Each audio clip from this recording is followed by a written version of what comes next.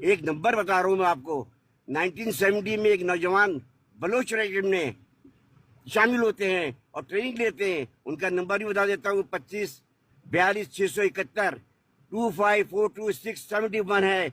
आप उस शख्स की बात सुने, वो क्या कहता है। मेरे साथ आप भी पाक फौज के एक एक जवान को सलूट पेश कीजिएगा।